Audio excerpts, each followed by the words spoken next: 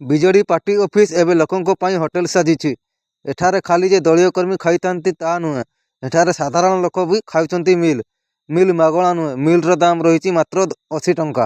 80 ଟଙ୍କା ଦେଇ ଲୋକେ ପେଟ ପୂରା ଖାଉଥିବା କହିଛନ୍ତି। ଆଗ ପଟରେ ଦଳୀୟ କାର୍ଯ୍ୟାଳୟ ଚାଲିଥିବା ବେଳେ ପଛପଟେ ଚାଲିଛି ହୋଟେଲ। ହୋଟେଲରେ ମେନୁ ବି ଲାଗିଛି। କେଉଁ ଖାଦ୍ୟର ଦାମ କେତେ ତାହା ତାଲିକା ରହିଛି। ସତେ ଯେମିତି 5 ତାରକା ହୋଟେଲ। ଜଣେ ଗ୍ରାହକ କହିଛନ୍ତି ଏଠାରେ 80 ଟଙ୍କାରେ ବେଶ ଭଲ ଖାଇବା ମିଳୁଛି।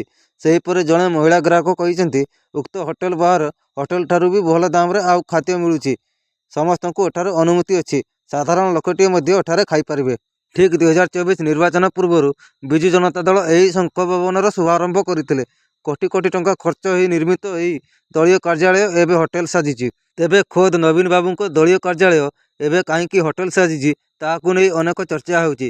କେହି ଦଳ ଦେବାଳିଆ ହୋଇ ହୋଟେଲ ଚଳାଇ ଅର୍ଥ ସାଉଁଟୁଥିବା କହୁଥିବା ବେଳେ କେହି ପାଣ୍ଡିଆନ ଏବଂ ବବିଙ୍କ ପାଇଁ ବିଜେଡିର ଏପରି ଅବସ୍ଥା ହୋଇଛି ବୋଲି କହୁଛନ୍ତି। ତେବେ ଆପଣଙ୍କ ମତାମତ କ'ଣ? କ'ଣ ପାଇଁ ଏହି ଦଳୀୟ କାର୍ଯ୍ୟାଳୟ ଏବେ ହୋଟେଲ ସାଜିଛି ତାହା କମେଣ୍ଟ କରି ଜଣାନ୍ତୁ। ତେବେ ଏପରି ନୂଆ ନୂଆ ଖବର ଜାଣିବା ପାଇଁ ଚ୍ୟାନେଲଟିକୁ ସବସ୍କ୍ରାଇବ୍ କରନ୍ତୁ। ଧନ୍ୟବାଦ।